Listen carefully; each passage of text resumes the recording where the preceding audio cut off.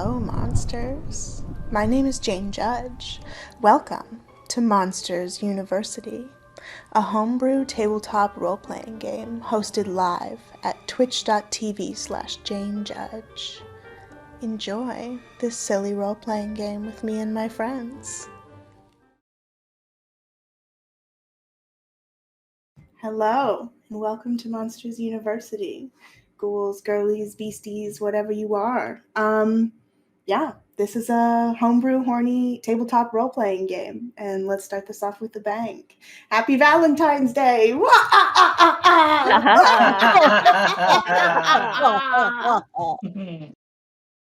right, this is a tabletop role-playing game loosely based on the rules of D&D and/or Vampire the Masquerade. It has a few content warnings associated. This game is intended for people who are 18 and over. So if you're not 18, go ahead and X out of this little window right here. We're sexy monsters. We're doing body horror. We're doing romance, intrigue, murder, drugs and alcohol, mesmerizing, and mind powers. So all the fun stuff, you know. So here are my very sexy players. Let's go this direction this time, starting with Violet. Hi, I'm Lily October, and I play Lily the Succubus. Awesome. Cassie. Cassie Cummings, and I get to play Kimmy Puddin' Pop, the sexy gelatinous cube. Div. Hi, I'm Girlbot Div, and I play Kate Bender Stone. Ricky.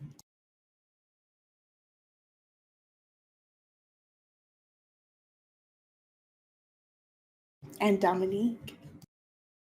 Dominique Delirium, and I play Evelyn Lycandra, the werewolf. And I'm Jane Judge. I'll be your game master for tonight, and we're going to be doing some weird stuff. So last episode 3, we found the second half of the key to the underworld, and the players opened up the coffin to the netherworld. And from in there, they retrieved Lord Grimald, who they were trying to bring back to life as a lich. But Carnilla, the Desired and Devourer, came through as well. And her hologram came out of the portal from hell and left a mark on each of their souls. So the players will be dealing with that this episode. Let's see, did I miss anything in the recap, y'all?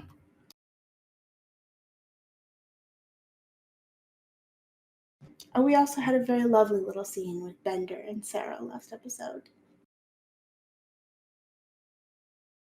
So, let's move in to the events of episode 4. We are going to start tonight in the amphitheater. Or in the theater, the regular theater. And I will move you all there now. The theater. The theater with an E on the end.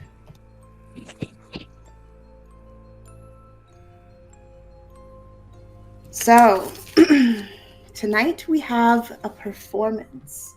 Now, this performance was supposed to happen before the school's orgy, but as you all know, the orgy has been postponed due to unfortunate murder. So here we are in the theater, and up on stage, you see P. Jared Arbor halfway through an impassioned speech. And in the front row, we have Kimmy Puddin' Pop, hanging on every word.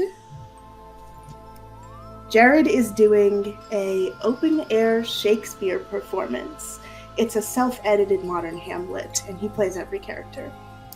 And it's translated into modern terminology. So he's frantically switching wigs and hats and doing like a to be or not to be. That's the real cap.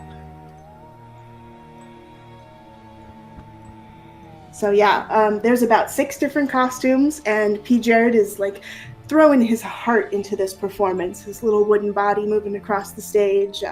You can see a few lines that string him to the ceiling, and every once in a while he does like a pirouette that is impossibly long as he hangs from the ceiling ropes. And finally, the performance is over. And there's not really any clapping. You hear some like in the theater. And he throws off his wig and says, thank you, I'll perform an encore tomorrow. I clap wetly front left. Ah, yes, my truest fans. I'll meet you in the green room after. And he sort of gathers up 4 of his large wigs and shuffles off stage into the back room. Going straight for the green. Sorry, y'all. I got places to be, so I'm gonna. Okay, you open up the green room, and P. Jared is living it. He is high off the performance vibes. He's dancing and spinning, and you can see his little ropes are still attached to the ceiling in here somehow. And he's like using them to sort of do a little aerial jumps around. Oh Wow, my Jimmy, god! I wasn't sure you'd come. Oh, I wouldn't miss this. I'm gonna come tomorrow too, but I definitely just hung on every one of your words tonight. You were amazing. Oh my god, your dance moves, transcendent. Oh, thank you. I edited them myself, and I did my own choreography. I don't know if you could tell. Oh my god, I just thought that you had been possessed by the gods and were allowing their spirits to move through you as you projected these words and feelings and emotions. Just P. Jared is like eating up every word, and you can see his like leafy, sort of barkish hair is like puffed up a little bit, and he's clearly got some like makeup applied to it. And he's preening in the mirror as you're telling him all of this. And he turns around and says, "Well, thank you. Maybe you want to come over to mine for the after party." Are you serious? Of course I would. Yeah, we have 30 minutes before the performances in the amphitheater. We could I don't know, drink something. Oh, yeah, of course. What do you like? Water. Sorry. I like water. That's cool. I like water too. It keeps me hydrated and wet. Oh, you are so slimy today. I saw you maybe yesterday with that pink hat on. You were really killing it. You like the hat, really? Oh my god. Of course. Do you still have it? Yeah, I do. I'll wear it for you later today at the party. Oh yeah. Okay, we got about 3 more minutes before someone else needs the green room. There's another performance after this, so you wanna come to my room for a minute? Sure did. Of course I do. Oh, I'm so glad. You said yes. Okay, what do I do? He's like kind of panicking. He grabs a little like bag of stuff off of the counter, and he's like putting a little bit more makeup in his little bark hair, and then he's like, okay, let's go. You can hear him like little wooden clogs clopping down the hallway as the two of you walk to the student areas. Do you go to his bedroom or yours? Well, he said his place, so I'm gonna go to his. Okay, you follow Mine him doesn't as have he good leads vibes you. for fucking in. It has some very moist vibes. It's so moist. So you all head to P. Jared's room, and you see it's got sort of murals on the walls that are like works in progress, clearly self-painted, and there's like a big tree on one side, and you can see a bunch of little figures hanging from the tree by strings. They look like anatomical wooden dolls. And then on the other side, he's got like a collection of colognes and perfumes and little bottles of powder and stage makeup and stuff like that on his dresser. I would like to look at the colognes and perfumes and stage makeup. Okay, you pick up a few, you sniff them. A lot of them smell like sandalwood, beach, fir. Most of them have sort of like a woody, earthy scent to them. Oh, I love these smells. Oh, yeah. Tell me which one's your favorite. I'll put it on. I like the one you're wearing. Oh, I put this one on way before the performance. I don't know. I must smell like oil at this point. No, it's nice. It's nice. So like you have so many of these. Is this how you like really sink into character? Because I've noticed that like you can take on a lot of varied roles, and you're so good at it. Oh yeah, I mean, each of my characters has a distinctive scent, so that's kind of how I differentiate them. So you can, smell me and find out who I'm playing today. That's incredible. Oh my god. I knew you were like a step above, but like, oh my god. This smell, the ghost of Hamlet, and he like gives you the inside of his arm to smell it. It smells like cedar. I'm getting like notes of royalty. Is that right?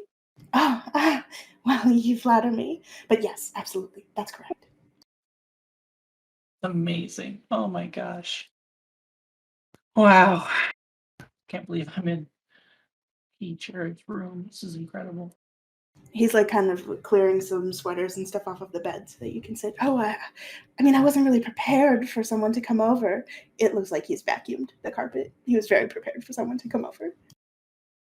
The sweaters were decoratively thrown. Yes, artfully.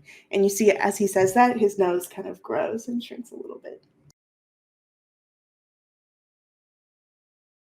Oh, it's not too much of a mess. I mean, gosh, you should see my room. It's dank.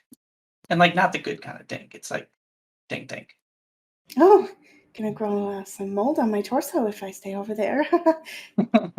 Well, only if you aren't moving. But I have a feeling that maybe you'd have some action.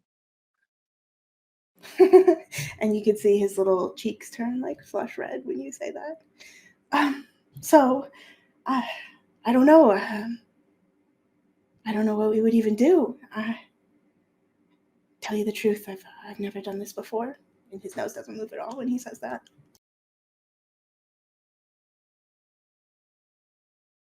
Well, to be honest, I haven't really either, but I think I know how this works. Oh, okay. And he like reaches out his hand to you, like very expectantly. I will take my humanoid shape, and I'll take his hand in mine, and I'll pull him close and go for a kiss. Ooh, okay. So you like sort of spring into your gelatinous humanoid shape, and he is like, oh, and he gives you like a full up down. Yep. Yep. And his eyes are just like so wide as you come in for a kiss. And you come in and you put a little peck on the side of his cheek, and it leaves like a perfect little slime kiss mark. He says, oh, thank you. That was nice. I liked it too.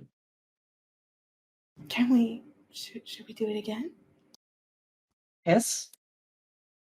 He like comes in and gives you a very kind of stiff wooden kiss. And there's like a perfect little slime mark on his lips now, and it's just sort of stretching in with the one on his cheek. And he like turns towards you and then looks at the mirror and he says, oh, okay, we have about 10 minutes before we have to get to the wrestling arena, and I don't should we head over there now? The wrestling arena. You want to watch that? Oh, I mean, not if you have something else you want to do.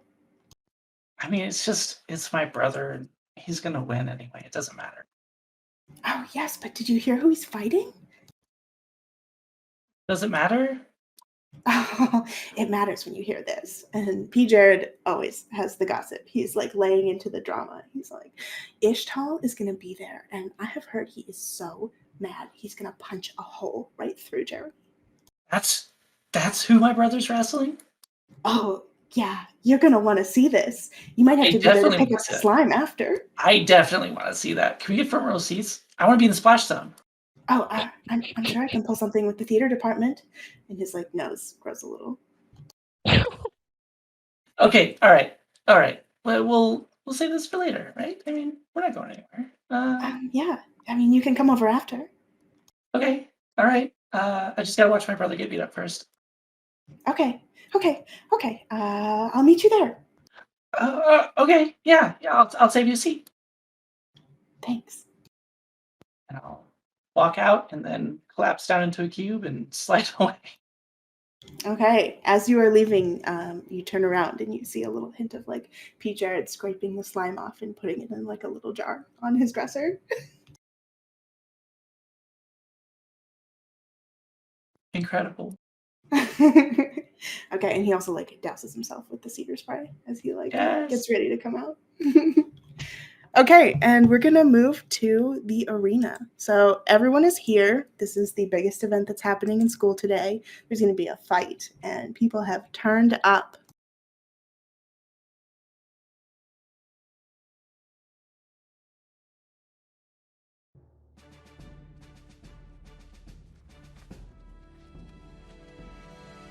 Okay, everyone is here in the amphitheater. So you see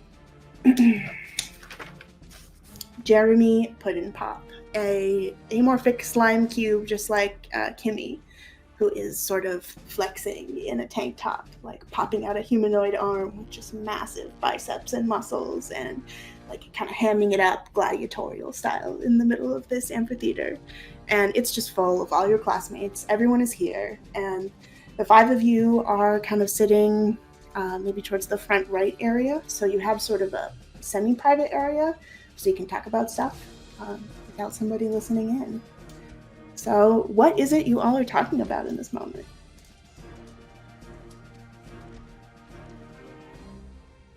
Well, I'm definitely spilling the beans about where I just was. Oh my god. I was in P. Jared Harper's room. Oh my god. We kissed. Yes! And I melt a little bit.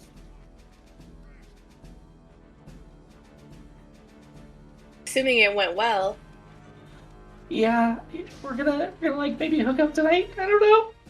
Oh my god. Oh Can I hang out outside the door? my god. Girl, of course you can. Yes. Oh, it's Get a those little date. headphones that listen under the door. Yeah. Just like turn into a bat and hang out in the corner. You kind of you'd fit in.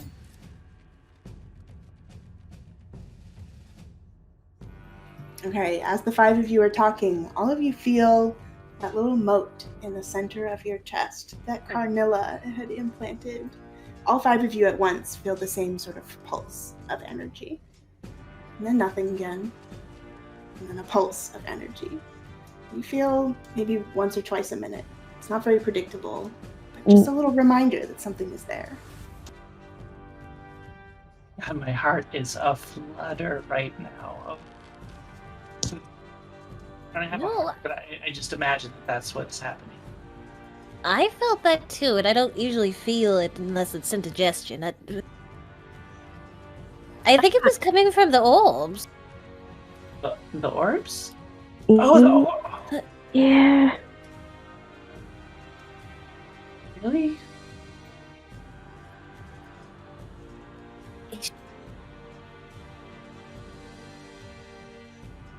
Could she be here? You all look around, you don't see Carnilla anywhere. Your classmates seem to be having a good time, just enjoying Jeremy's hamming it up as he's like, I don't know, kind of spewing slime, waving an arm really fast. Your brother looks juicy. Oh, come on. Bender, don't... Ugh, it's my brother. What is Ishtal doing? Ishtal is not here yet. Okay. It is maybe 5 minutes past the time of the start of the fight, and Jeremy's starting to look worried and running out of limbs to like pop out of his cube and show off.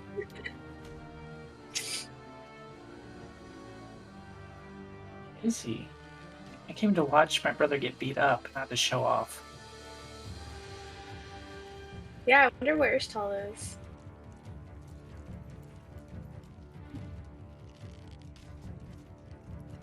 Give me a flight roll, Chazworth.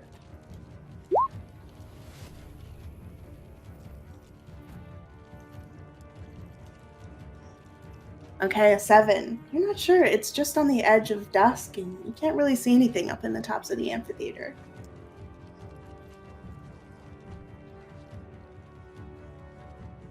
Can you, like, call him? If he wants to talk to me after the whole, like, castle debacle.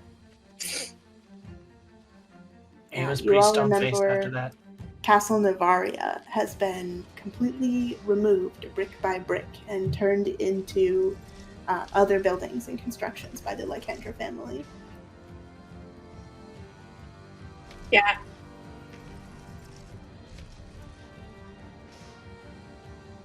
Yeah, he was pretty upset, but I mean, there's nothing that we can really do about it. It's already been taken down. Like, I don't know how to like make it up to him or whatever.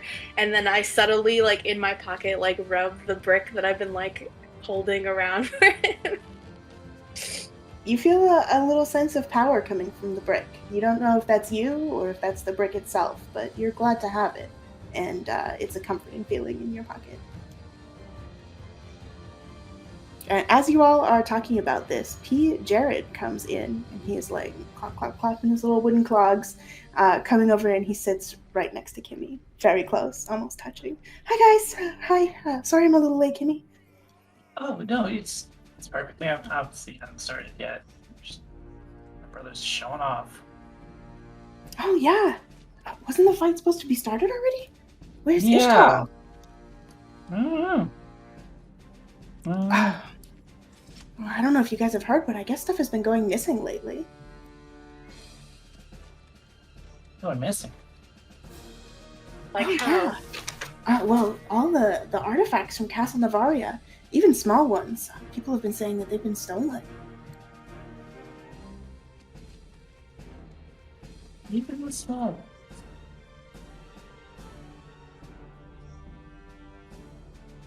Oh, I don't know. I just know that Ishtal's from there, and, you know, putting 2 and 2 together. He's, like, clearly trying to start drama. You think he stole the stuff? I don't know. All I'm saying is Ishtal once tried out for a performance, and I beat him at the roll, so, you know. Obviously, you did. Never stood a chance. That stone expression is... it's not right for theater. Of course. And it doesn't matter if I think he stole it, because everyone else does. Who's everyone? That dramatic. That's probably why he didn't get the role, and also why I don't think he would steal from his home site. Oh, maybe you're right. He's probably off brooding in some other castle, isn't he? Such a strange fellow. Always hanging around in the theater and never gives me any feedback on my performances. I just can't understand. That's rude. Not even a Some people clap? don't appreciate the theater. The theater! No, they do not appreciate the theater. He's not strange, he's just quiet, and I'm clearly like bristling like I'm about to change into my other form. Okay. Give me a... Would you call that a mental or a physical resistance to your form, Dominic? Or Evelyn, excuse me. Well, because I'm a werewolf, I have like a lot of anger, so like I think anger like kind of, so I'm probably trying to hold it back mentally. Like, Okay, give me a flight roll then. okay, mouse. Flight. 11. An 11. Okay, so you are just on the edge of transforming. All of you look at Evelyn, and I don't know if you've seen her transform before, but you can see like black hair bristling up on the back of her neck. And I don't know, is there anything else that you want to describe, Evelyn, about your partial transformation? Probably my voice comes out a little bit more like a growl or whatever, and like my skin's kind of like shaking, sort of like vibrating as if it's gonna like change.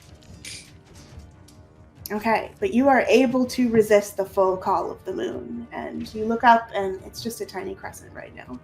So you are not pulled to a full transformation, but you do, I think, increase about 6 inches in height, even just as you're sitting down. Lily might poke the bear. I'm just gonna like look over and be like, why are you getting all worked up? I heard you don't even date people who are not werewolves too. Like, what is it about this dude?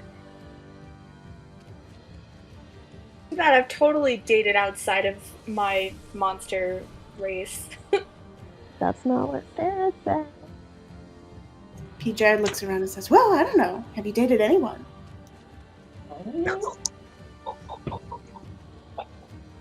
Wow, I have dated people, plenty of people, and what does Sarah even know? She can't even leave the rec room or whatever. Wait, Sarah's Not the her ghost, right? fault. She's dead, thank you. Okay, and in this tense moment, as the five of you plus P. Jared are having this like heated conversation, suddenly from the top part of the amphitheater, some of the like kind of busted out windows, you see a giant figure, wings spread up to 6 feet out, kind of flying into the amphitheater floor, and he drops onto the marble, the checkered marble here, and the whole place shakes. You see Ishtal, and he plants his feet. He is wearing his dramatic outfit, which for Ishtal is very little.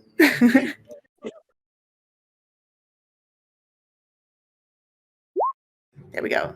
So you can see he's carved from like a shining gray marbled stone, and his outfit is basically nothing. A little ragged black loincloth in the same shade as his dark flowing hair. And his chiseled abs and smooth gray skin bear one great mark across the chest. It looks like an axe or a big sword or something hit him, and it's sort of like carved into his flesh. And he drops to the bottom of the amphitheater and says, who is ready to fight me?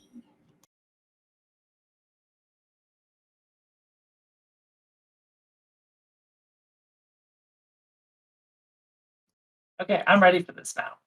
I'm ready. I take a head to toe look at him or whatever and kind of like dart my eyes away and like blush a little.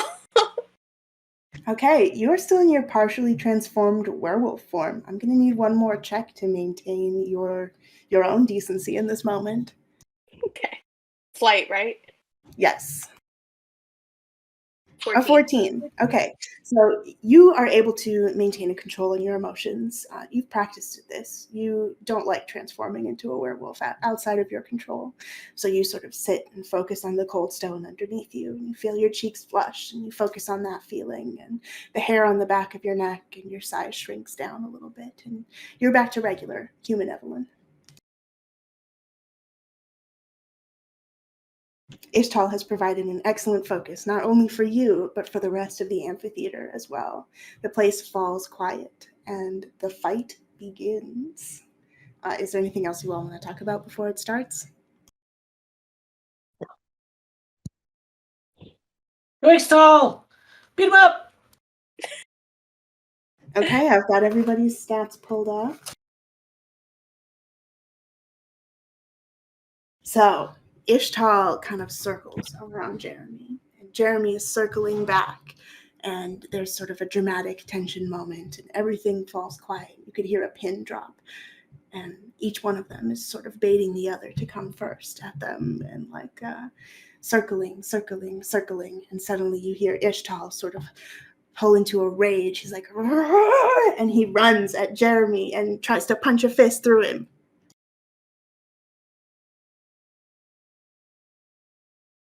Ishtal rolls a 30. Jeremy rolls a 34. Okay, and with that, Jeremy narrowly avoids this hugely damaging punch, and you see a little bit of like slime fleck off of him into the front row as he like expertly dodges and weaves this punch.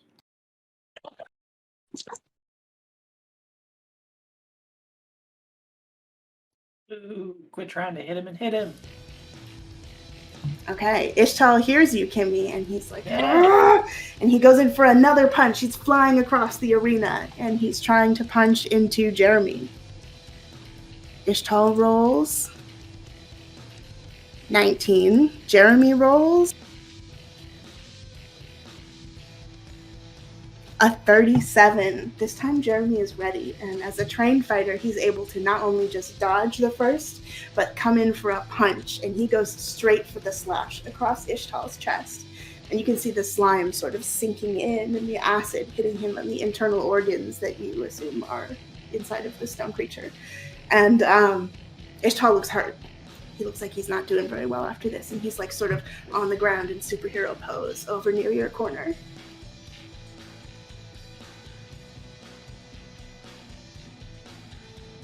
Evelyn, get in there and Like I'm gonna get off my chair, and then I hold my chair.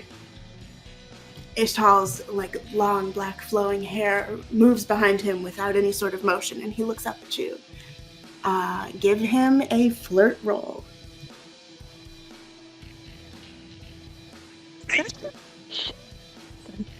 11.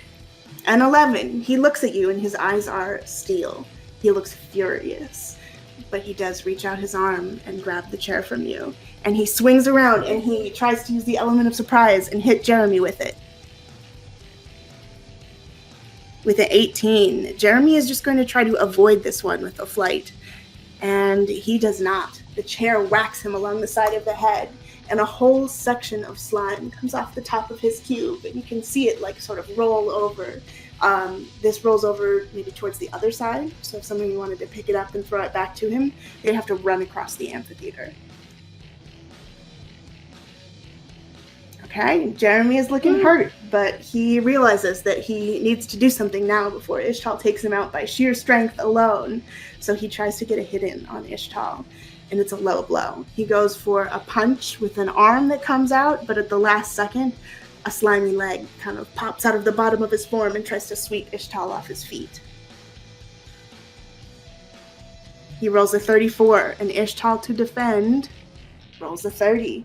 He's swept right off of his feet and onto his back, and you can see it sort of bent one of his wings, and he's like trying to get it back together and stand up. And he, like, while he's on the ground trying to get up, looks back up at you, Evelyn.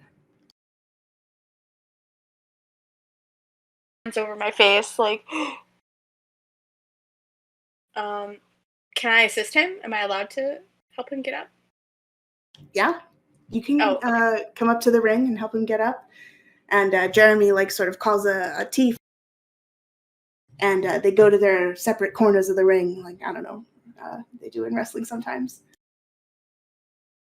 And okay. Jeremy's, like, sort of collecting the rest of his slime out of the amphitheater and putting it back together and, like, taking 30 seconds, like, drinking a little water. Yeah, I definitely help Ishtal up, and I say, like, come on, you got this. You can win this. You're, like, way more dense than he is.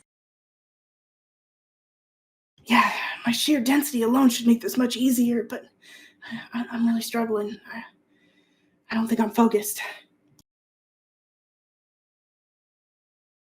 Wait, focused. You can do this. Like, he's got less than nothing. He's just slime. It's like, you could totally punch right through him. You're right. Ishtal, as he, like, gets up, part of his loincloth sort of moves to the side, and he's like, oh, fixing that, and he, like, looks back up at you to see if you've noticed. Look at him, and then I kind of look away, like, sorry about that. It's a traditional wrestling clothing for gargoyles. Okay, I can do this. And he, like, reaches out to touch you. And are you keeping the brick on your left or your right side? I think I had it on my right side. Okay. Let me roll a 1d4 and see if he touches it. A 2 or a 4, and he does.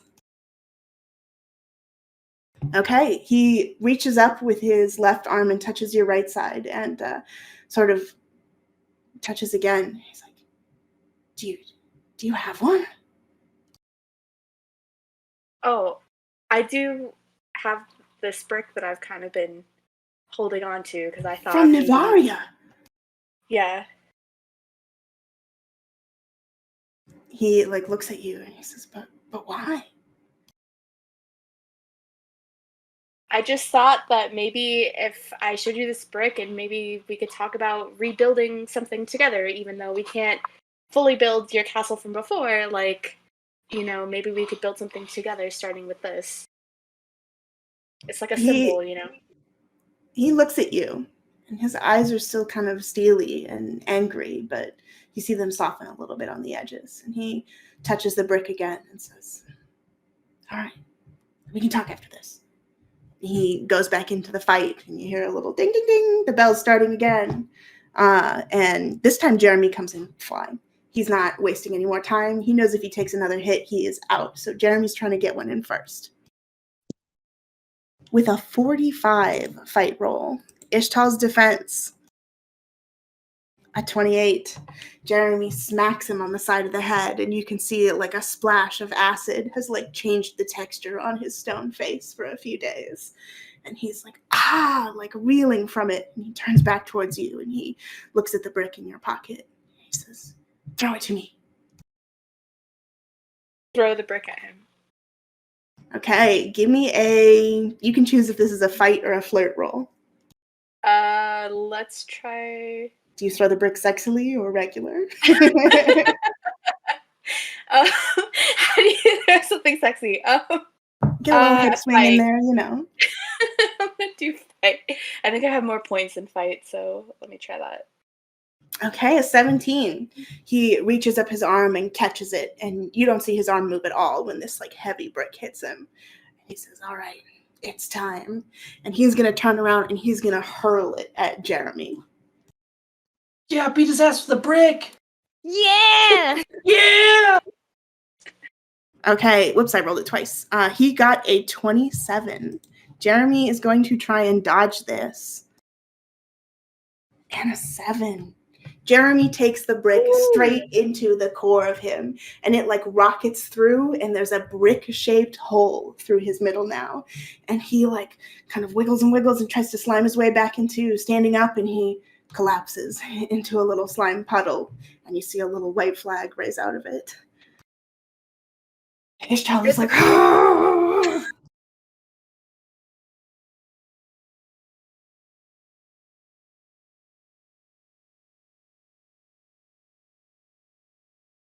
We should get more of those bricks.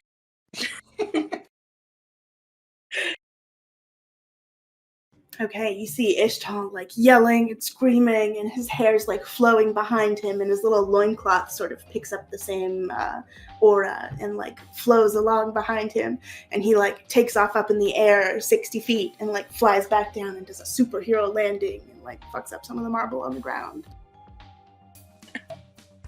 He's really I'm like cheering. eating up the crowd vibe. Yeah, just cheering. Yeah, that was awesome. Oh, my favorite fight ever. Okay, and Ishtal like looks down and suddenly realizes that he's flying around in this skimpy little loincloth, and everyone beneath him is probably seeing what he's packing, and he like turns like a darker black on his cheeks, and he like looks down and flies off. Jeremy is on the ground of the amphitheater, slowly sort of scraping his slime back in and like moving a little over, scraping a little bit more back into his body.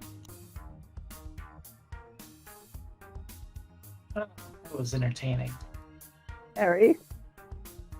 Did you all see Eggstone? Did you see what he was packing? Let's see what Ishtal was packing. I'm gonna do a little roll. I'd love to see him around. A 21. Oh my God. So make of that what you will. Woo! Oh my God, you guys. You should not be looking at our classmates' junk. I mean, whoops. You flew in with a butt cape on. What did you want us to do? He was just playing it. Look away. Like, good Christian. Oh my God. You can't even finish that sentence, Lily. I couldn't. Lily, who was wearing a little heart cleavage window crop top, is like lecturing y'all on appropriate dress and where to put your eyeballs. Yeah. We have to just be respectful.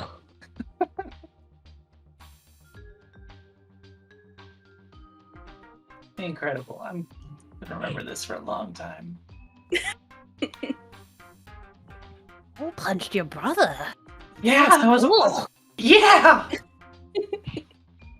I mean, he's gonna be fine, but it was good to watch. Jeremy does look a little more put together. He's sort of like finished scraping up the biggest parts, and he's like recovering and drinking some water over on the bench. He's got a couple of his like gym groupies over there. He's like, "Yeah, bro, I thought I had him, but you know that last brick that took me out."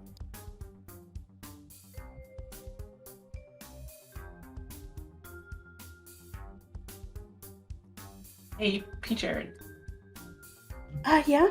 What's up? do you want to like go down there and meet my brother? He seems really excited about the wrestling thing. You want me to meet your family? Your brother? Right Well, now? I mean, no, I mean, why'd you have to say it like that? I just thought you liked wrestling. Yeah. You know, Yeah, it's I like it's wrestling. theatrical, you know? I mean, I'm a huge fan of your brother. I've seen every one of his latest works, and you know, I've got some critiques based on his intro, and maybe we should talk to him. Actually, you're right. All right, come on, and I'll pop up into my humanoid form, grab his hand, and lead him. Okay. As you come by, there's sort of like a parting of the gym bros to allow you to come in, and you like duck under the edge of the ring, and you and P. Jared come in. And Jeremy's like, "What, Kimmy? I know I got my ass kicked. Thanks." Yeah, that was really cool, actually. But no, I'm just here to introduce you to the P. Jared Arbor. Who? P. Jared Arbor? Like, only look. I'm sorry about this, Jeremy. Jeremy looks over and he's like, "Oh yeah, okay, I remember you showing me pictures of this guy." What, Jeremy? P. Jared like blushes a little on his wood, and he's like, "Hey, hey," and he like reaches out a little wooden hand and does a very like stiff, firm handshake. Jeremy takes the hand and like leaves a bunch of slime on it. Anyway, P. Jared's a really big fan, and I, just thought it'd be nice to introduce you to. P. Jared is like, "Oh yeah, I love your intro. I'd like to, maybe you could show me sometime how you do the moves like this. How do you get that to come out?" Yeah, I make the moves like this, Jeremy, and I'll like imitate his arm with my arm. Okay, do me a fight roll. Let's see how buff your arm looks. A 15. You got like a massive Popeye's bicep coming out. Hell yeah. P. Jared is like, and like his eyes get really big. He's like, "I didn't realize you could do that." It's just a little shapeshift. It's nothing. I can be a lot of things, actually. I can be just like Jeremy. Brr, look at me, I'm Jeremy. Brr, brr, brr, brr. He looks like he's discovering something about himself currently. And as I'm pretending to be Jeremy, I'm gonna open up a hole through my stomach as if a brick had just been thrown through it, and I'll pretend to die on the floor. Jeremy's like, "God damn it, Kimmy, that's not funny. I'm really hurt. Whole brick in my stomach. Tell Ishtal when you see him, that wasn't cool. We didn't agree on props." I thought it was really cool, personally. Yeah, alright. You just love watching me lose. I know it doesn't happen very often. I have to enjoy it when it does, and I'll collect myself and pop back up. Fine. Alright, I'm going off to train. And he's like, come on. And his little gym bros come over and like sort of lift up the edges of his slime that are tired and help him carry himself back off to the gym. Be sure to hydrate. He turns around and he's like, "Yeah, whatever." The amphitheater is sort of thinning out. People are leaving. It's just mostly the 6 of y'all here. The 5 of you and P. Jared. What happened to that brick? We should probably find that. It'd be a nice. Yeah, souvenir. I was just gonna ask, like, can I find the brick? Yeah, give me a... Well, I think it's pretty easy to find a brick. It's covered in slime still and didn't leave the arena. You can go over and pick it up. I pick it up and I like dust off the slime as much as I can, and then I put it back in my pocket. Okay, cool. Do I feel any like residual energy from it, or is it kind of gone now? You are thinking about how Ishtal touched it and how easily he threw it around, and you feel a little magic in it, but nothing supernatural. Okay.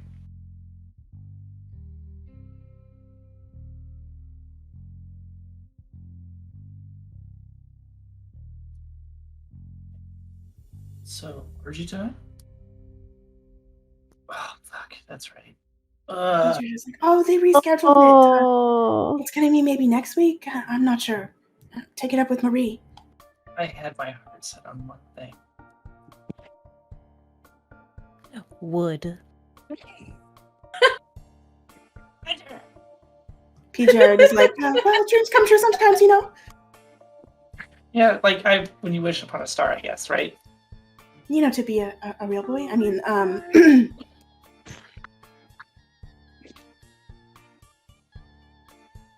She'll make you a real man. Sorry.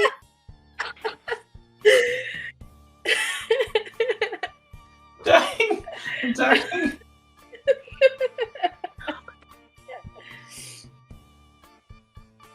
P. Jared leans in and is like, so, well, before we sort of, Kimmy and I have plans a little later, important plans, but before we do, I did hear something about the five of you.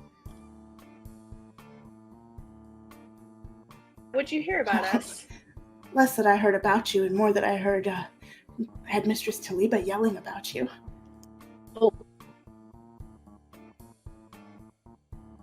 What was she Curious, yelling? what'd she say? Well, I guess people said, and I heard a little bit of it, that she was walking down the middle of campus and screaming about these thieves and how she was gonna get Kimmy. oh, that. She's got it all wrong, P. Jared. We didn't. Oh, of course. I mean, I heard it from Jet, and it's got an active imagination, so. Oh. Yeah, you can't really trust that.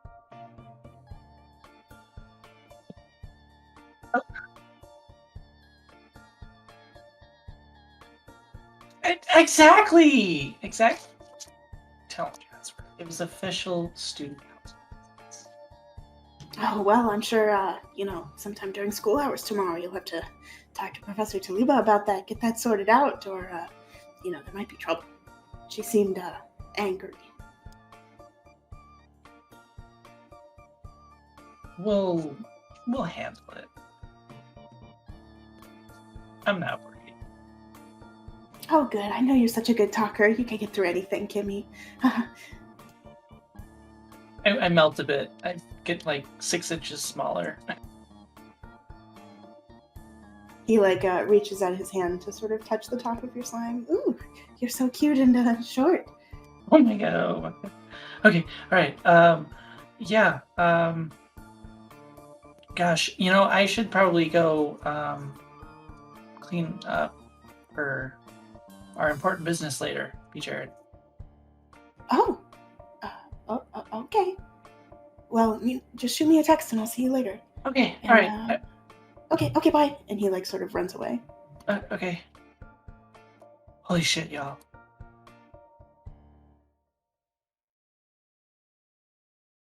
Things are going to go really terribly. We have to get a new pink cowboy hat. You all smell like a lot of cedar cologne as P. Jared's running away. He moves his cape and a bunch of it kind of blasts over you. That is an interesting smell. I know, isn't it dreamy? That is not the word I would use, but okay. Strong. Okay, but for real, we gotta get another pink cowboy hat. I'm supposed to wear one tonight. And also, I should probably sneak it into Headmistress's office.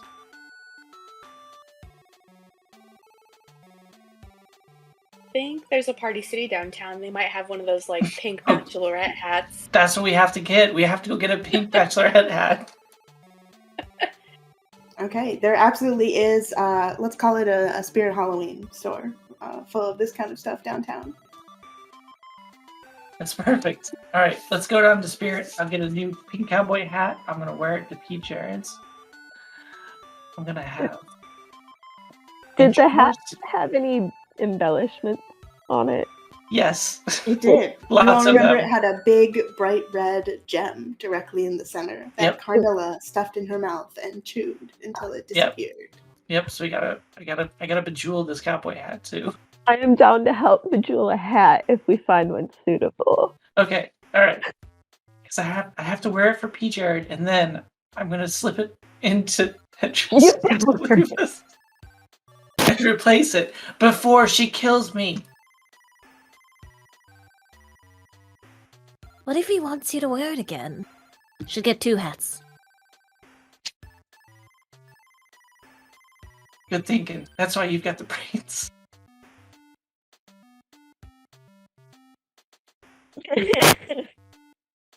That's true. Okay, 2 hats. 2 hats.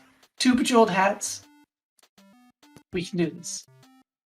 Okay, so the lot of you hop into the Chazmobile and head downtown to Party City. Is there anything else you want to pick up besides the hats? I'm gonna grab pink glitter. Okay. Give me a, let's call it a flight roll to see if you can find the pink glitter of your dreams. And Kimmy, also give me a flight roll for the hat and the red gem.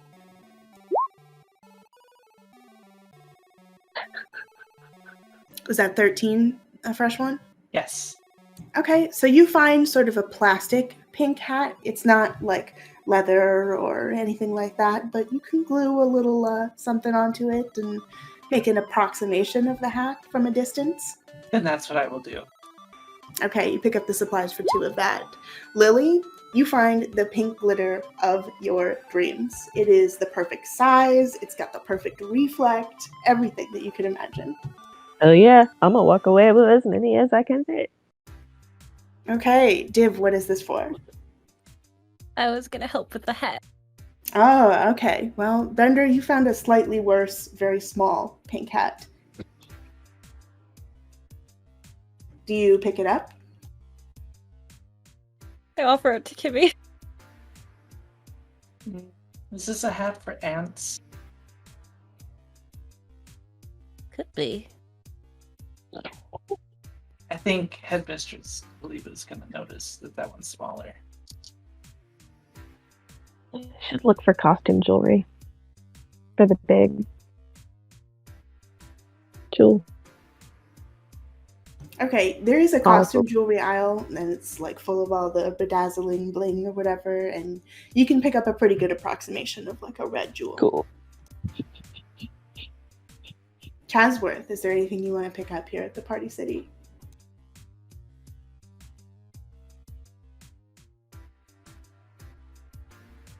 Oh, absolutely. This place is full of people. It's a Spirit Halloween Party City combo. It's full of people trying on weird costumes, and there's a whole section over here with like try-on rooms and monster masks right next to it.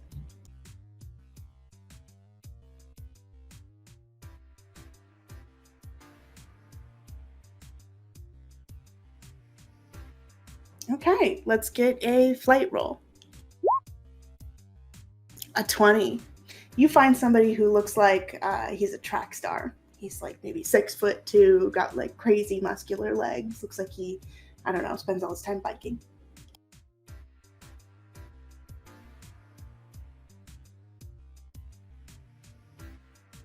Okay. He says, hey bro, what's up? You like this costume? You think it's scary? It's, Frankenstein, bolt on the edge. Ah, yours is cool too. Where'd you get that one? Oh, really? You made the prosthetics yourself?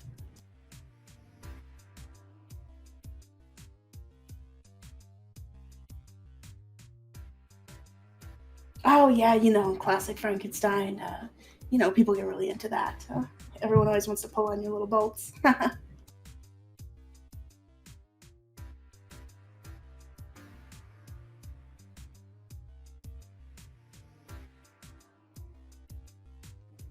Oh, yeah, that sounds cool. cool. Maybe I can come over early and you can glue some prosthetics on me too.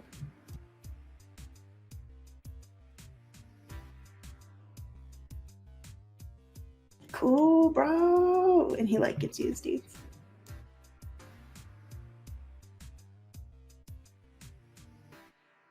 Okay, Evelyn, what are you up to?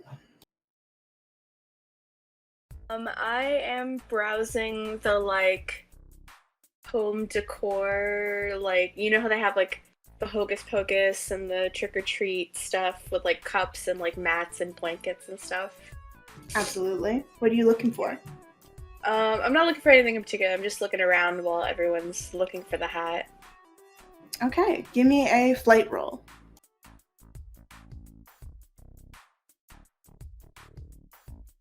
10. A 10. Okay.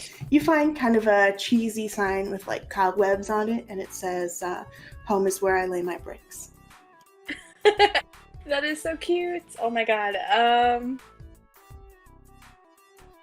I'm gonna buy it. Okay, perfect. You have a little cheesy live, laugh, love, home is where I lay my bricks sign. Bender, is there anything else you want to do while we're here? Nope. Nothing in particular.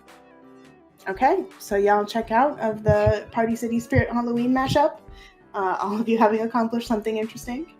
And you head back to school. What is your destination?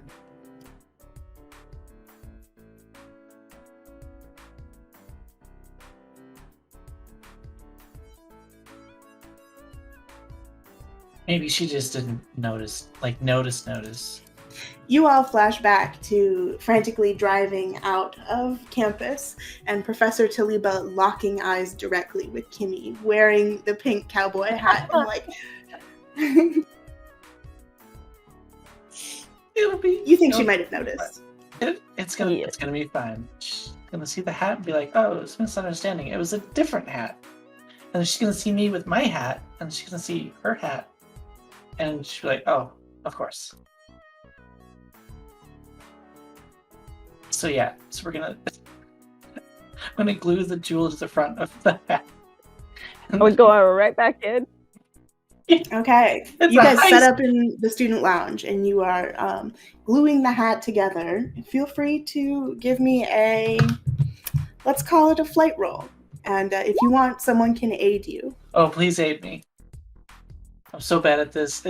My fingers are just not good for small details. Okay, Evelyn comes in for the aid and ends up sort of messing it up so that the gem is a little bit sideways. And you were trying to put some texture onto the hat, but it sort of looks like somebody painted outdoor paint on a hat. It's like peeling up in a few areas, and the texture's just not quite right. It's okay. It's okay. We have a second hat. Let's try the second hat. This was the practice hat. This is the real hat. We're gonna get it this time. All right, second go. Okay, so you can have two people help you on the second hat. Okay, please, somebody help me. I rolled a 17. Okay, Lily, definitely come help me at this one. I got you. Okay, a 17 and an 18. This hat's looking a lot better. You're getting the texture just right. You're using like a little sponge to get the like fake leather look, and the gem glues on in the right direction, and it's looking closer. It still might not fool Mistress Taliba, but you're getting closer. It's gonna work. It's this one. This is glad it. you This is the one. Yeah, this is it. Okay, reverse heist time. Okay, so we're hitting right up about 8 o'clock. How do y'all feel about taking 5 minutes before we find out how this hat works? Sounds good. Okay, we'll see you all in 5.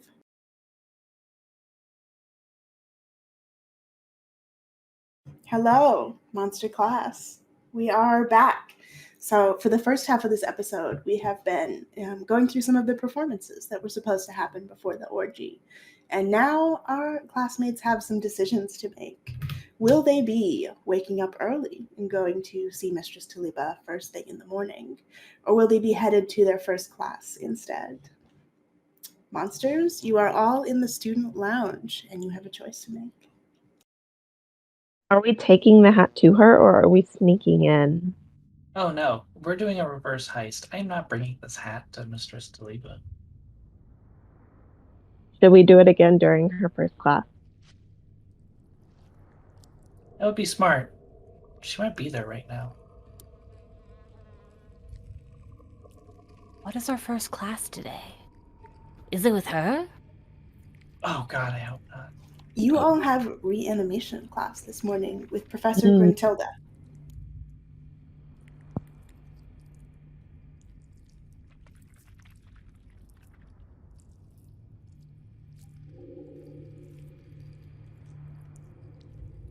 Do we all want to miss class to try to do this reverse heist, or should just a couple of us go? I don't want to go to class. That's why we're besties.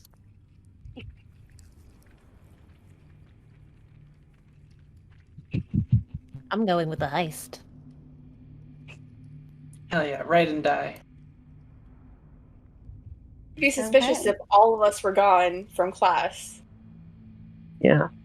It's okay. Honestly, Chazworth probably will not just as make up easy. some student council excuse, right?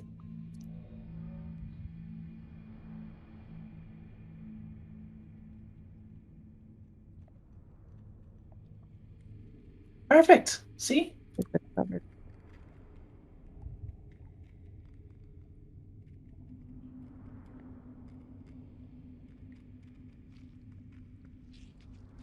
Is that this month already?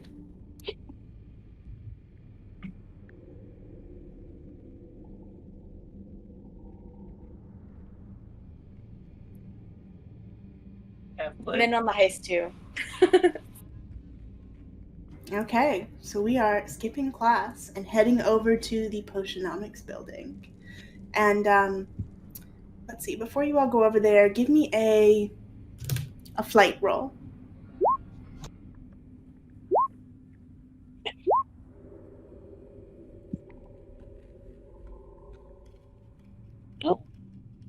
No, buddy. Chazworth, is that 8 yours?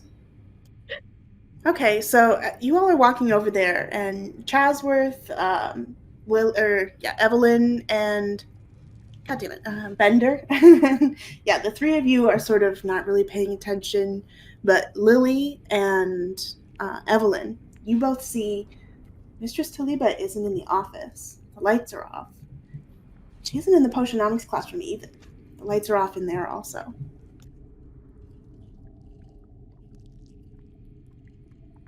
So the room we were in before seems empty. Yes, both the Potionomics classroom and Headmistress Taliba's office are dark and seem empty. What if we put it in the classroom? Does it have to go back where she already knows it's not there?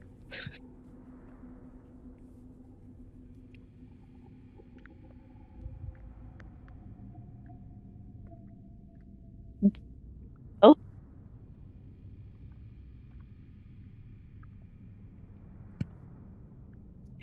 That's true. If it's in the display case, then maybe she's close enough to like really examine it. okay. Why Well, did you see her in there? No, they seemingly look. both her rooms are empty. If Oh. you want to try to slide under the door again and Yeah, let us look. in. Yeah, if it's empty, yeah, hell yeah, and I'll just like, I'll go for the crack. I can't promise you 1,000% it's empty, but it looks empty. Oh yeah, no, I mean, Risk aware. I trust you.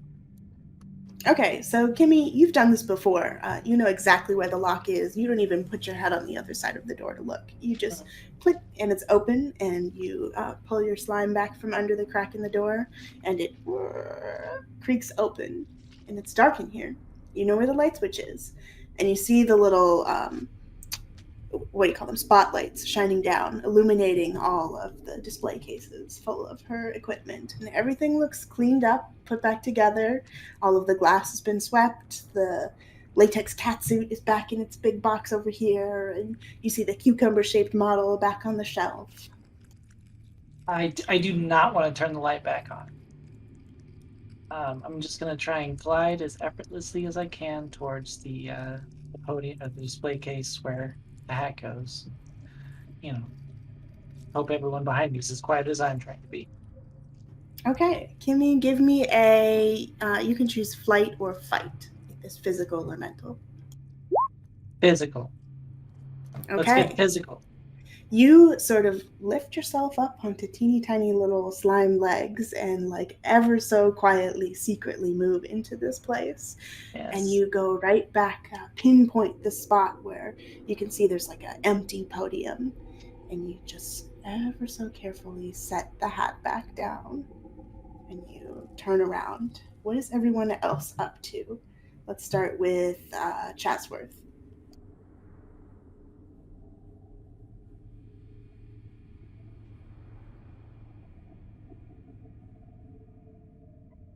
Okay, give me a flight roll. A 21. You don't see anybody. The coast is clear. Bender, what are you up to? I'm also gonna do lookout. Okay, give me another flight roll. You're pretty sure there's someone coming. You hear footsteps. You can't quite place where they're coming from, but you're on kind of high alert. You hear that? The steps. Chazworth, you don't hear anything.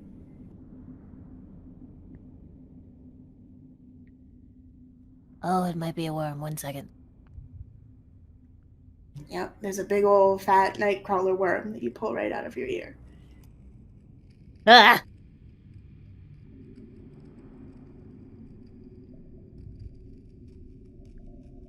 You get used to it.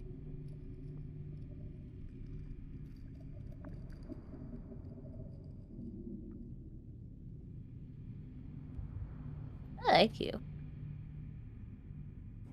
All right, with your newfound undead knowledge, Evelyn, what are you up to in this office?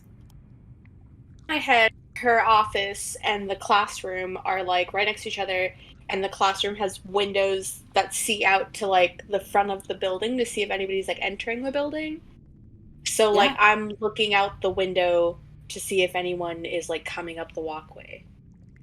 Okay, so you enter into the classroom, pull the door open, and you can hear like a low, bubbling, simmering cauldron on Professor Taliba's desk. And you look over and you see it's the amaranth potion that you all have been learning about in class. You know that that is one of the most potent love potions that is possible to make with magic. And it looks nearly finished. I take a vial from the stock and like just put a little bit in the vial for myself and put it into my jeans pocket. Okay, you can add that to your inventory. A little piece of mostly finished amaranth potion. And you don't see anybody out the front window. Everyone's in class at this time, so there's no one really wandering around in the student quad. See like the teacher like walking up or anything like that. No, Okay. Professor Taliba is nowhere to be found right now. Okay. Lily, what are you up to? Probably following Kimmy, but are there like bookshelves around or like things people like just things could be behind? Yeah, Professor Taliba's office is kind of large, and there's like sort of rows and rows of bookshelves, and the bookshelves are all made of gold and covered in Egyptian Cyrillic, all sorts of little like trinkets and things that Professor Taliba has collected in her extremely long life. My main goal in following Kimmy while she puts the hat back is like looking around spaces and making sure that we don't have like a mistress Taliba just like hiding in her office for a gotcha bitch. Okay, Or like give me anything else. a Like flight roll.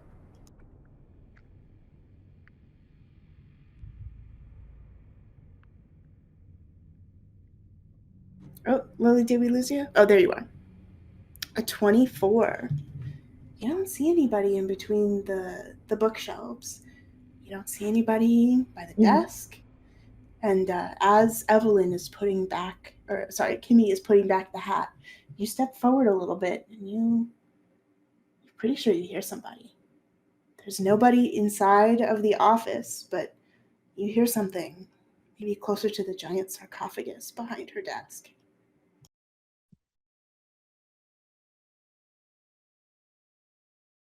We might want to move. Has Kimmy set the hat down yet? Yes, in this moment, Kimmy is finishing setting the hat down ever so carefully, and like that scene in where he like swaps it out for the other weight. Indiana Jones. Indiana Jones. There we go. Mhm. So you're like setting it down, and you like move your slimy hands away, and it looks perfect, pristine, undisturbed. Tapping Kimmy's shoulder, like, okay, now we go. I don't trust this situation, and I heard something. What did you hear?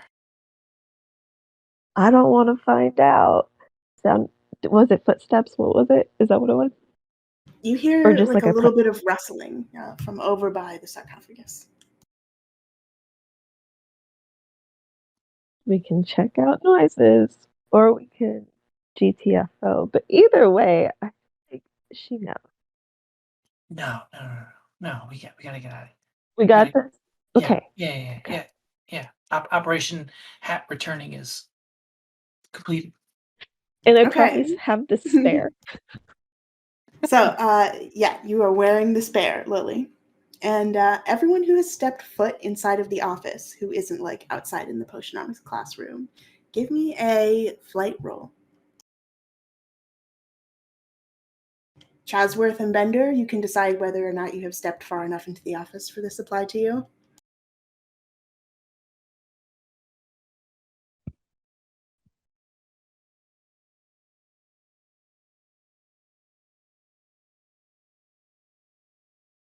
Okay, Kimmy, did you roll one? Oh no, I'm sorry. I rolled another 24. Perfect. Well, A 12. Okay, Lily, as you are rushing outside of the office, you're on high alert and you're making sure not to touch anything, and you step over these 3 crystals, sort of arranged right by the door. But Kimmy, you don't see them, and you slime your way right into the center of the triangle that these 3 crystals have created on the floor. And suddenly, you're going, and there seems to be a lot more space between you and the door. And you're just like, oh wow, I'm like really got a lot of ways to go.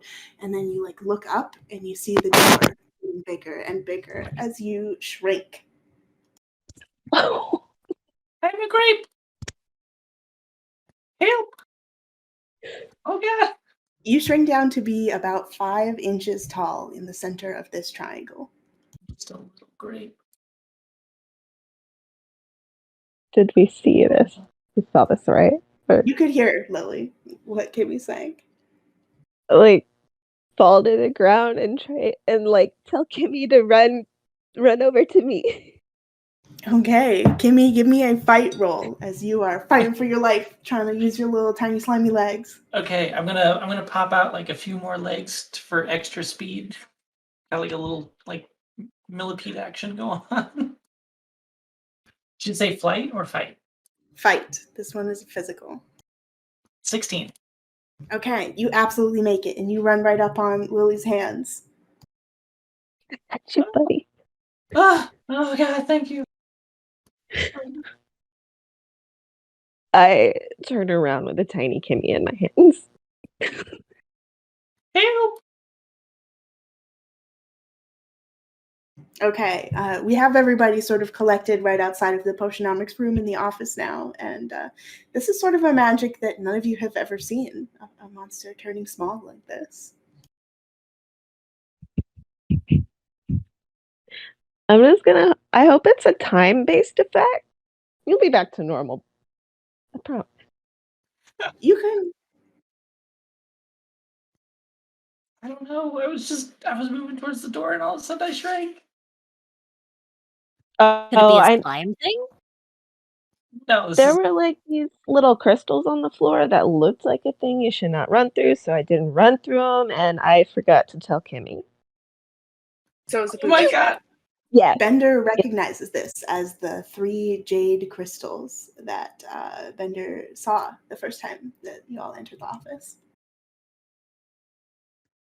I saw those when we first came in, but they looked very suspicious. They were sus. didn't even see them. Do you know anything about them? Did you touch them at all when we were there or no?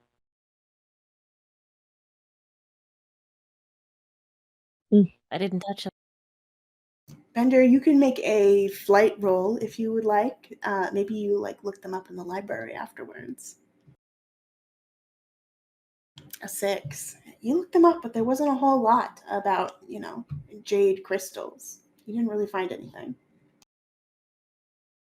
You can wear the tiny hat now.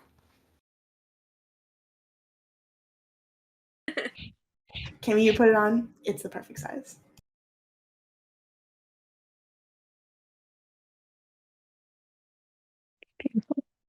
I better come back to normal soon because this is going to be really awkward if we show up to that meeting with Headmistress Taliba and I'm still small.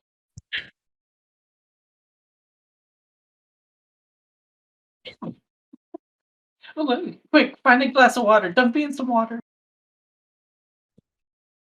You go over the stones again, maybe they'll make you big again.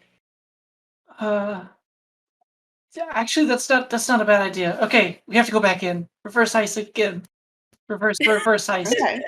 Actually, now that you've closed the office door, you don't even need to do a reverse heist, Kimmy. You can just roll right under it. I'm gonna jump out of whoever's hands I'm in now.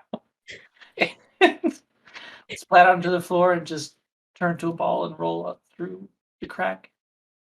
Okay. And try the crystals again. You move through the crack under the door and you stand up and you are running and running and running, trying to get to the triangle of the 3 crystals. You walk inside and you don't see the little glowy strings connecting the crystals to each other anymore. You go and you walk up to one and you try and touch it. Give me let's say a fight roll. 25. Yeah. Okay, you take your tiny hand and you smack it on there, and the crystal sort of vibrates a little bit, and you see a little glowing energy move from it to the 2 that it's connected to. So this one looks kind of activated and darker green, and you look at the other 2, and they're still not glowing. Is there enough of me to split and try and touch the other 2 at the same time? Okay, give me a fight roll. A 21. Okay, you stay connected to this one and you feel yourself sort of drawn and quartered almost as the 2 other tiny Kimmies pop out of you, and suddenly you are 2 inches tall and there are 2 other Kimmies running to the other 2 crystals. Each one of them smacks a slimy hand on, and suddenly you hear a little vibrating, buzzing as they turn on, and suddenly there are 3 of you, which are about 5 feet tall.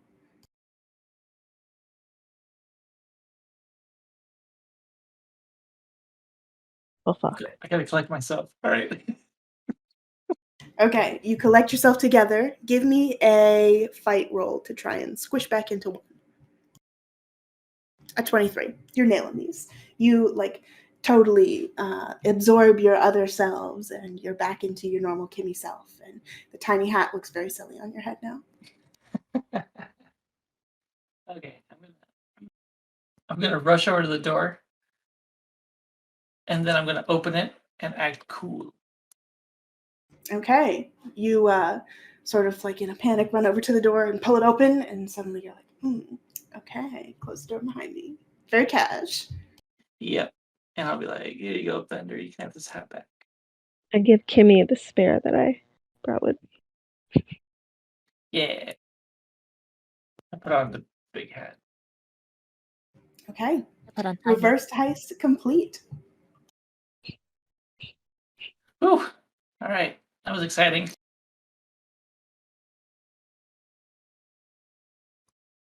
So, Chazworth, you look at your watch and it's about half an hour after the start of class. You could head to the classroom now, try and catch up on today's work, or you could head straight to Headmistress Taliba's place. Oh no, that's where you are. You could head straight to the administration building where you imagine Headmistress Taliba is now.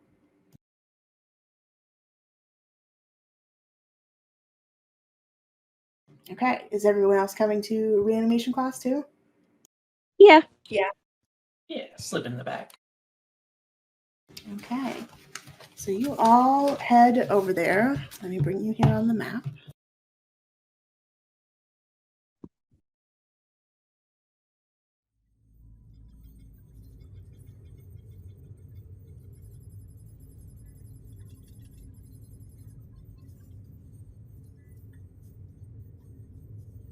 So you've been here before. It is a large lab deep underneath the Student Union building.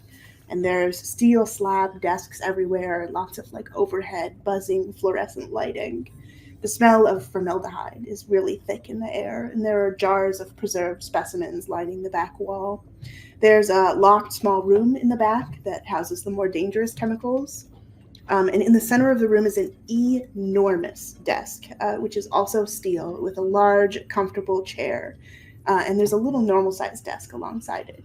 And in the big desk, you see Professor Gruntilda, who is about 15 feet tall.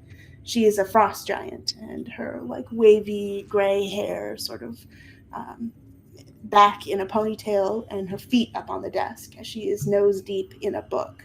She's reading The Thrusting Swashbucklers of Dong Isle today. And then at the smaller desk right next to her, you see Hasno, who you've met before. Hasno's a water elemental, and so his hair is sort of like water droplets flowing down to his shoulders, and he's Professor Gruntilda's aide. Gruntilda reads books the entire time during class. Hasno does most of the teaching.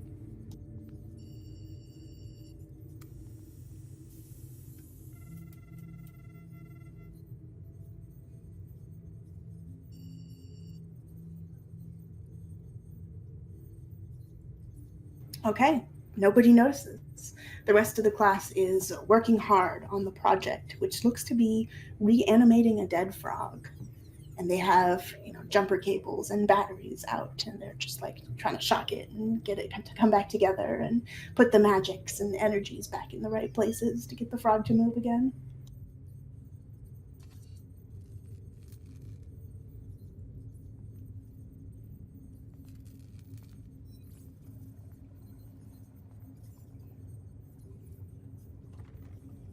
Okay, let's do. Would this be a physical roll for you, do you think? Or a mental one? Okay, roll me a fight. A 14. So you generate a little small shock by touching the battery on one side and touching the frog on the other side. And you bring the frog up to your bolt and it gets zapped. And suddenly it starts croaking and hopping around. You're having a hard time hanging on to it.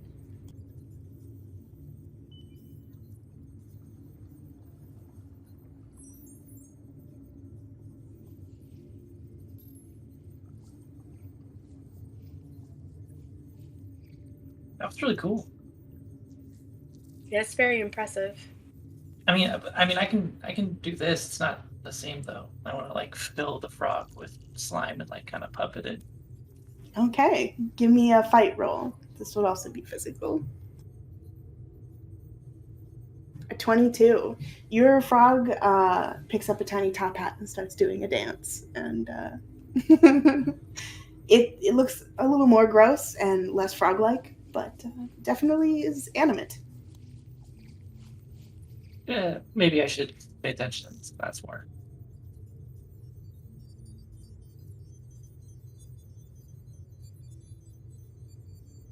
Okay, you all see Hasno come over. He's got like a little notepad. He says, "Oh, very good, Chazworth. I'll write down that you've successfully completed it. Kimmy, is that yours? Is that?" He like pokes it a little bit. I want the frog to bow. The frog does a little bow, and Hasno's like, "Oh, okay. Very creative. Not technically the assignment, but I'll give you a passing grade for that." Thanks. Okay, I see you all are still working, so I'll just sit right here. And Hasno sits down, and he pulls out like a little notepad and a notebook that he's working on. And he pulls out like a sort of stone block with writing that some of you may recognize and some of you may not. You can try and take a peek at it if you'd like. I'm definitely trying to be. Okay, anyone who wants to try and identify the language, roll me a flight. Okay, Kimmy, Chazworth, Evelyn, Lily. Okay, everybody but Bender recognizes this immediately. It's a pretty distinctive language. This is cuneiform, which is written with a series of like small triangular indentations, and it's an ancient Sumerian sort of area language. And this like big cuneiform block that Hasno is trying to translate looks pretty old, you would say, but intact.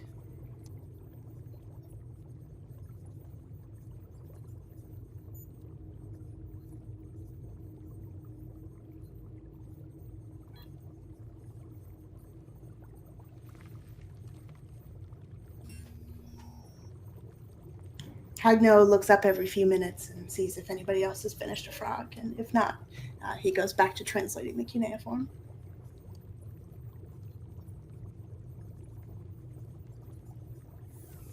That's weird.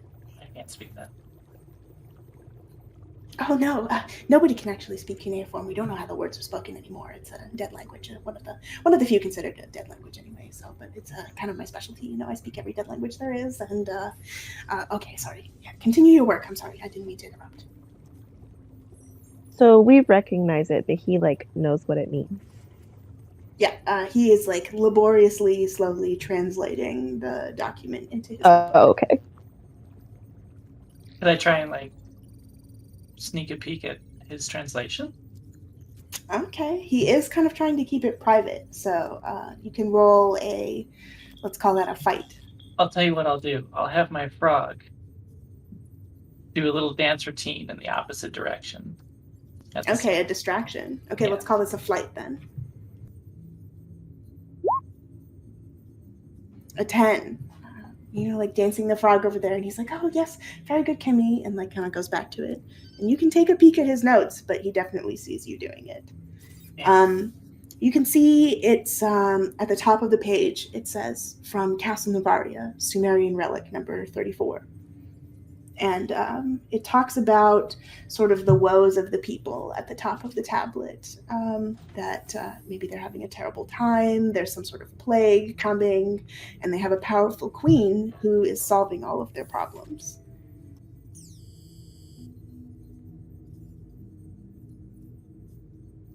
Is it relic number 34? Relic number 34.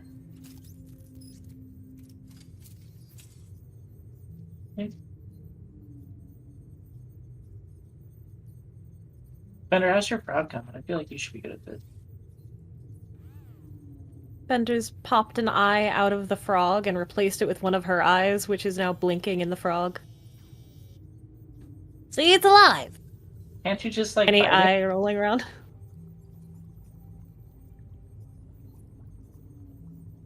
Hasno looks up and is like, oh, very good, Bender. Again, not technically what the assignment was, but very creative, and we'll give you a passing grade. You just have a frog eye in your face. It doesn't fit quite right. Works better when you use human eyes. You plug it in and you can kind of see out of it, but everything's a little maybe green tinged. You're looking extra green today, Kimmy. Oh, thanks. Thanks.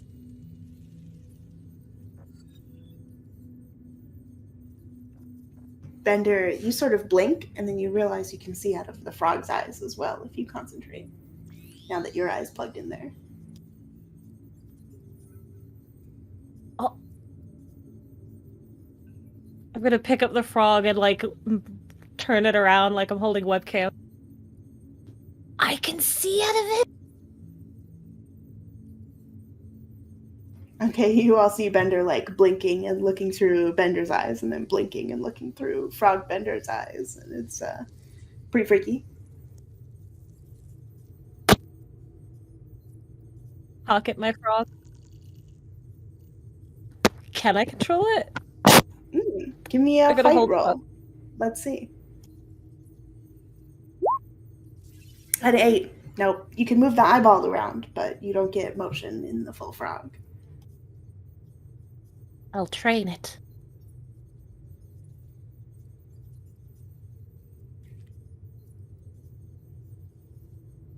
Okay, Evelyn, what are you up to? I'm desperately going through my notes trying to figure out how to revive this frog. And then I give up and I turn to the aide and I'm like, I am just really lost. And can you maybe go over the steps again of like what we're doing? Okay, Hasno sets down the cuneiform tablet and his notes over here, and he like comes over to your side of the desk and he's like, absolutely, let me tell you exactly what we were doing. Okay. And he's like talking so fast, like walking through the steps of reanimation, like way, way, way faster than you can write them down. And this is probably why you don't have good notes in the first place. But he's showing you how to like connect it to the little car battery over here and how to make sure that you're jumping to the right areas and like the energy that you need to collect around the frog to make sure that life comes back in. What is everyone else doing while this is happening? I'm definitely trying to get another look at those notes. Okay. Hasno is not paying attention right now, so you could definitely get a look at them. Yeah. And you see, so it's talking about the queen solving all of her people's problems. It says something about the nether realm. Hagno wasn't exactly sure the translation here, so there's a little bit of wiggle room there, but it might be that the nether realm opens, the nether realm is thin, the nether realm veil is connected, something like that.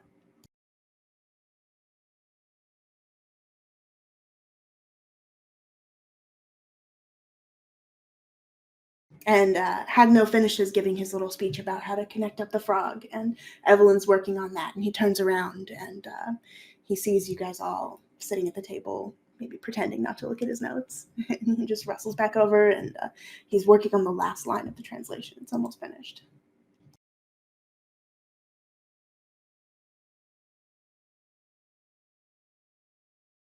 You see today, Hasno's got on a little shirt with test tubes on it, and he sits down and kind of crosses an ankle. You can see his like tube socks have test tubes on it. They match the shirt.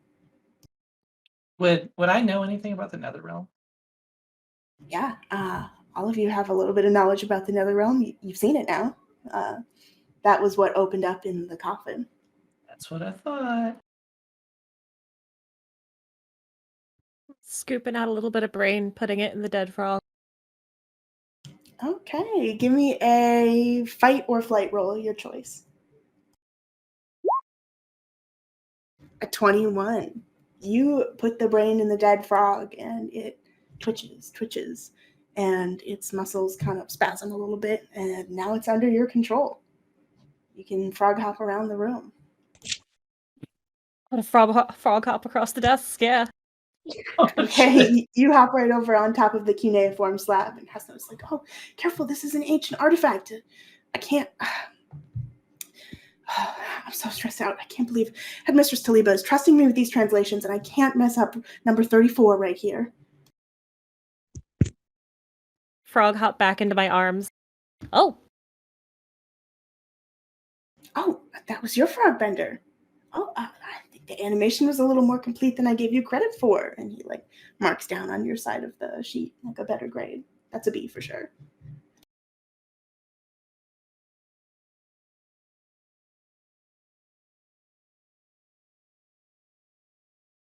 so Taliba had you write these notes?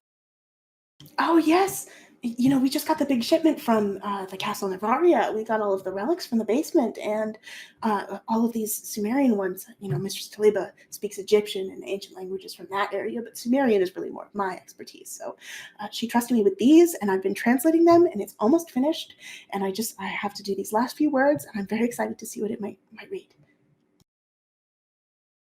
Oh, do you need any help with that? I might be able to read it. I'm very dead, you see, like the languages. Oh, you are? Do you speak any cuneiform, any ancient Sumerian? Oh, we'll see. Gonna look at the Okay. notes. You take a look at the notes. Give me a flight roll.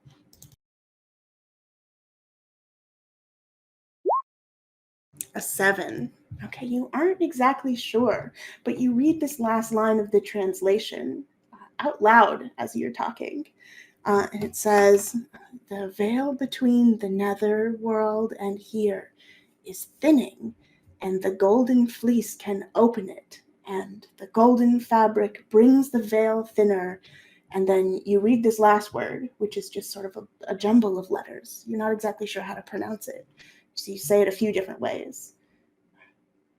Hanalia, Hanalia, Hanala, Hanala. And you say it kind of a little bit louder, and then suddenly there is a well opening inside of the cuneiform tablet, twisting, screaming, shrieking. You all have heard this noise before.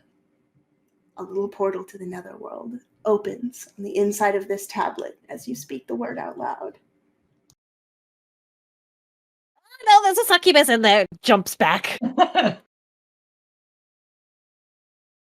Oh no. Sorry, Not Lily. again. The portal twists and turns, and this one looks a lot smaller than the one from the casket. That was maybe a dedicated piece of magic to opening this portal. But you just spoke a name, and as it twists and turns and twists and turns, you see a little creature pop out. Well, before you see the creature, you actually see a giant piece of sort of like dripping flesh come out of the portal, and then a small little imp attached to it. And you realize that this is an enormous tongue, like a 3-foot long tongue coming out of this imp's mouth. And it comes out of the portal, and it's like a kind of like a little tiny monkey, you know, with their little weird hands. And it's like, ha, ha, ha, the human world. And it like leaps off of your counter and over to Professor Gruntilda's counter.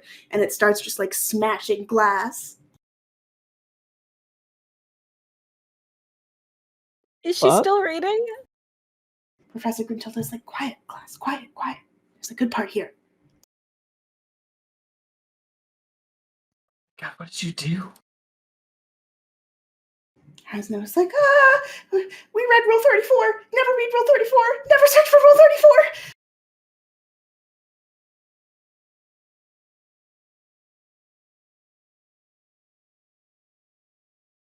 Oh, I should have known. An imp. Okay, how do you capture an imp? There's nothing in the books about this. Hasno is like freaking out. I am going to go up to him and give him my little earbuds. Okay, Lily, are you using your special move in this moment? I am. Okay, you want to post it to us? Yeah. So Lily has recorded on her headphones, on her little iPod, recordings of reading a poem. And, you know, Lily is a succubus, so this has like a sort of special magic around it. Once you hear a few words of the poem, you are desperate to hear the rest of it. You can offer an earbud to a character, and once they hear it, they are charmed for 5 minutes, and they cannot stop until they hear the rest of the poetry. So Hasno's like, oh, is this going to help? Is this going to help? And he puts one in his ear. What does he hear, Lily? Oh, I am unsure, actually. Okay, what kind of like genre is the poem then? Something relaxing about like darkness and death being comfortable. Okay. Hagno Something is kind of getting into creepy. maybe it's like got a lot of metaphors to waterfalls, and he like feels very called to the like water imagery that you're using. It's like, oh, let me hear how this finishes. And he puts the other one in his ear, and Hagno is sort of dead to the world, like not interacting with any of you, like deep in this poetry. Just using that moment to get him to calm the fuck down, because I think he's going to be useless with this thing running around. Okay, you all look up, and the imp is sort of like running towards the cabinets on the side, and it swings its giant 3-foot tongue around and breaks a whole bunch more glass. I'm gonna roll for Professor Gruntilda. We should make our frogs attack the imp. She rolled a 19, so she looks up a little bit out of the corner of her eye from her paperback book with an image of a little sailor on the front, shirtless, obviously. And she looks up and she's like, class, I swear, the next time something like this happens. And she sees the imp. And you see Professor Gruntilda stand up, all 15 feet of her in her like sort of rabbit fur dress that she's got on. And she like looks around. Who summoned this imp? Who summoned it?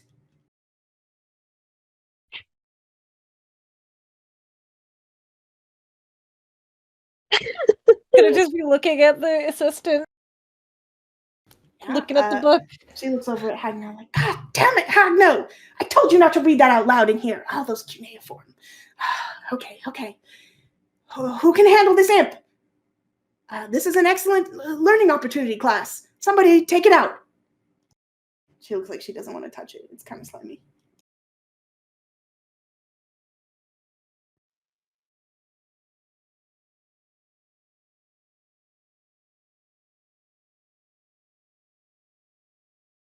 Yeah, you should handle this. You got it. Yeah, class president. Okay, Chaz. It's sort of like hanging from one of the fluorescent lights right now, and it has like 3 little vials, and it's just like chucking them at anyone who gets close.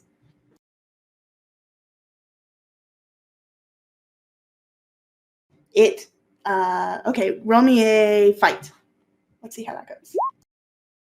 A 15. Okay, you absolutely nail your aim, and the frog goes right at it and lands on its tongue. It's sort of stuck in its tongue slime. And the imp goes to swallow, and you see its mouth open up, and it is all mouth for a second, like a cat yawning really wide, and it like slurps in the frog and like slurps his giant tongue back out and does a big like disgusting burp. It looks at you and it's like,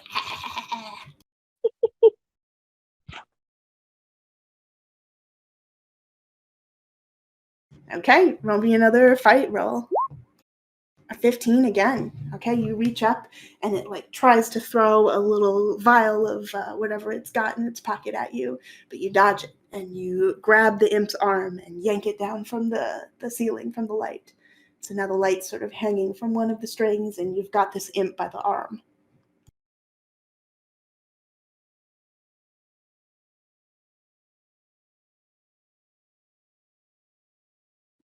Fender points. It is just sitting on the desk. The portal has closed. Mm. Oh,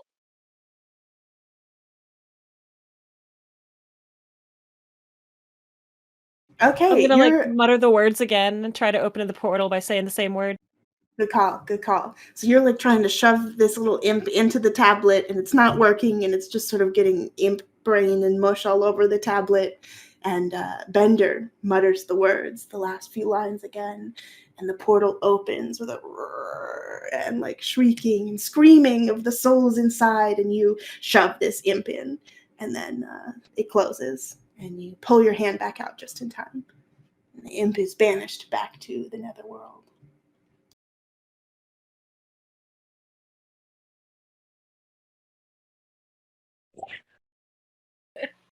Professor Gruntilda stomps over, and with every step, you can hear the whole laboratory shaking. She comes over and she's like, "What is this? I was disrupted reading my novel." It was an accident. You know messing with demons is dangerous. They have a special connection here to Las Vegas. Headmistress Taliba was talking about the veil thinning. If I see any of you messing with any of these hell creatures ever again, you're expelled. You hear me? Hagno, that goes for you as well. It's been about 5 minutes, so Hagno pulls one of the earbuds out and he's like, yes, Professor, of course.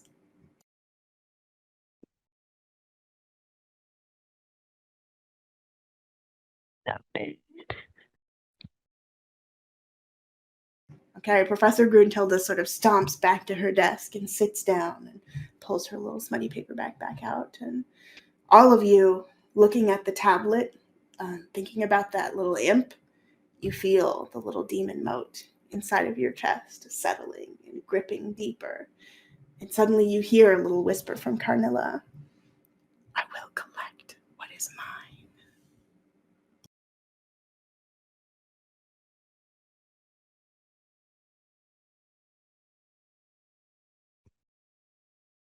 Say, did anyone else hear that? Because that was kind of creepy. Oh yeah.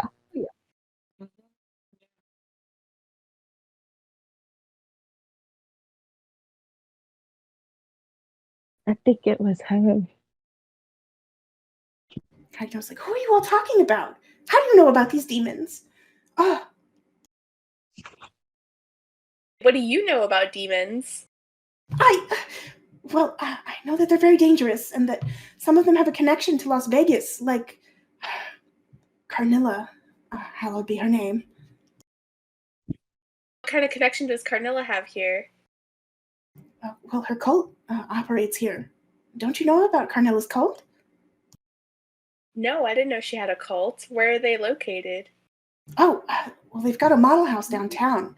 It's, one of the big camming studio locations here. Um, not that I've been there. No, I wouldn't think you had gone there. I'm just curious. No, they don't really invite, nerds like me. But I've heard about it, and I've heard that it's legendary, and the parties are crazy, and that everybody there is owned by Carnilla. Do they invite other succubi that could possibly get in there and get more information about the so-called demon? Oh, Carnilla is always recruiting. She runs the biggest studio, and she always has space for someone with a special talent. Can I steal the tablet? Okay, this is about like maybe 10 pounds of solid stone, like Okay. it's like a tablet. You can, Okay. but the difficulty is high. All right. I would like to try. Okay, give me a fight roll. Son of a bitch. An 8. Okay, so you pick up this tablet and you are sort of like lugging it, kind of dragging it off the table, trying to stuff it in your backpack. And Hagno's like, no, tablet 34. I need to return this one. I need to return it.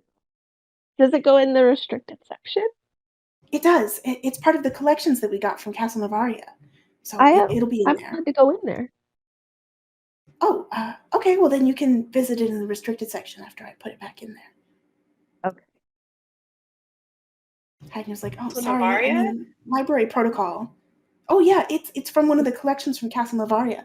We got a big Norse area. We got a big Sumerian and cuneiform artifacts. We got ancient Egyptian artifacts.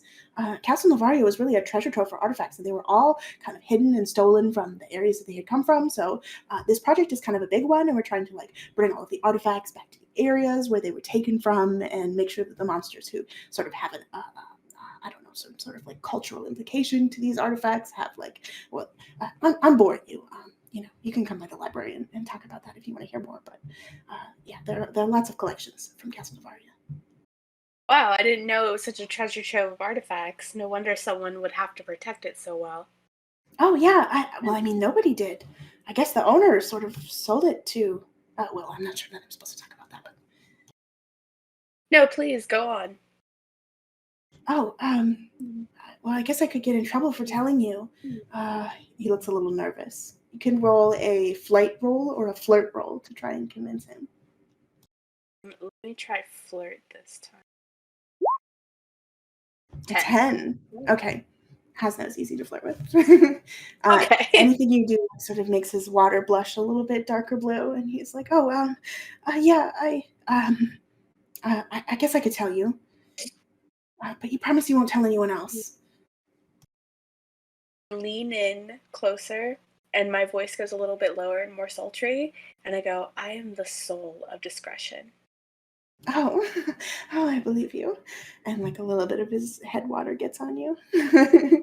He's like, okay, well, Professor Taliba told me that she bought it from a reclusive monster. No one has seen him in hundreds of years. And he would only talk to Professor Taliba, so we don't really know who he is. I guess the rumors are that he's got sharp, pointy teeth and wings and also clawed feet. But, none of them really had seen him, so I don't know what he actually looks like. But, yeah, he sold Castle Navaria to Professor Taliba to sort of fill up the museum here on campus. And she was really excited about it, but it ended up being a lot more than we expected. And we tore down all of the rooms of the castle, all of the bricks, everything, to make sure that we found all of the secret hidden treasures inside. That's so fascinating. Thank you so much for telling me. It is, isn't it? I can show you some of the cuneiform words. This one here means love, and he's like pointing out the little squiggles on the on the cuneiform tablet. Oh wow, it does say love there, doesn't it? Yeah, it does. So you say if I meet you in the library, you could tell me more about the curated items? Oh, just tell me when. I'll bring my notebook. I'll tell you everything I know. That sounds like a plan. Okay, and Hasno like nervously collects up his cuneiform tablet and all of his notes and says, I'll go put it all together so I can give you a presentation later today, okay? Yeah, that sounds great. He sort of scoots off, and reanimation class is everyone's trickling out. This is pretty much the end of the class. Everyone's gotten their frogs animated. Is there anything else that you all want to do before we close it up for the night? Okay, cool. What an excellent and spooky Valentine's Day Monsters University episode. Thanks, y'all. Oh, yeah. That was so fun. Yeah, thank you for hosting. Yeah, It that was was super cute. great. Okay, does somebody want to do a little Suede plug? What is Suede Vegas? Sure. Suede Vegas is a non-profit that is by sex workers for sex workers. When you donate to Suede, 100% goes directly to sex workers in need. We also give out harm reduction supplies, other things. If you check out suedevegas.org, you can get a lot more information and different ways to contribute. Cool. All right, let's introduce our players. I'm going to go this way this time. We'll start with Violet. I'm Violet October. I am on everywhere as Violet October for Happy Strong. Okay, Cassie. I'm Cassie Cummings. You can follow me on Twitter at Cass Cummings XXX, or you can find me at CassieCummings.fans. Awesome. Div. Hi, I am Girlbot Div. Same name on Twitter, Insta, and Google. Okay, Ricky X.